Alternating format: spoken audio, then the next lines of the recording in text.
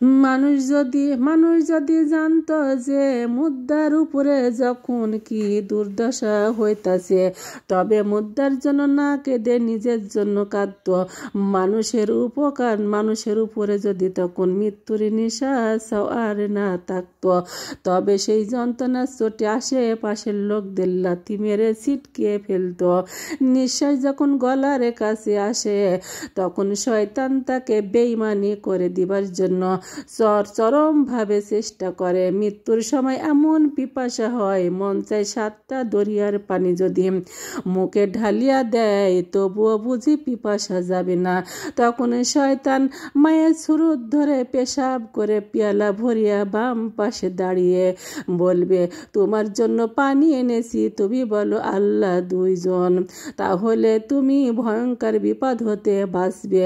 মুসলমান প্রত্যেক ব্যক্তি ডান দিকে থাকবে, তার উঠা বসা যদি নেক লোকদের সঙ্গী হয়ে থাকে, বন্ধু বান্ধব যদি নেককার হয়, তবে তাকে দেখতে পেয়ে জিজ্ঞাসা করবে, আমি ওই পানি খাবো কিনা? সে বলবে, না, তুমি ওই পানি খাও না, তুমি বলো লা হাওলা ওয়ালা কুওয়াতা ইল্লা বিল্লাহিল আলিউল আযীম। তখন মুদ্রা তাহা পড়িয়া ঈমান নিয়ে মৃত্যুবরণ হবে।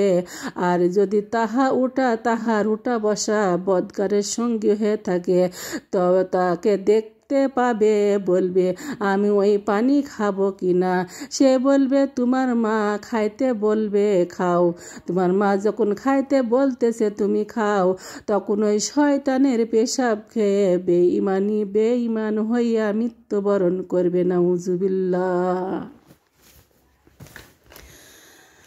আল্লাহ, আমি যখন মরিয়া যাব, জবান দিও আমার কালেমার নূর। আল্লাহ আল্লাহ আল্লাহু লা ইলাহা ইল্লাহু।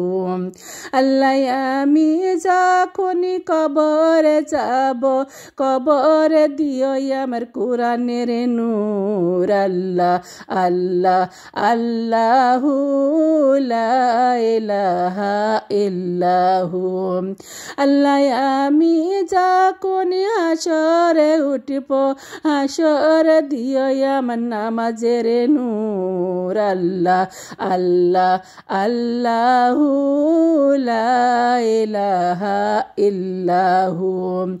লা ইলাহা ইল্লাল্লাহু মুহাম্মাদুর রাসূলুল্লাহ সাল্লাল্লাহু আলাইহি ওয়াসাল্লাম।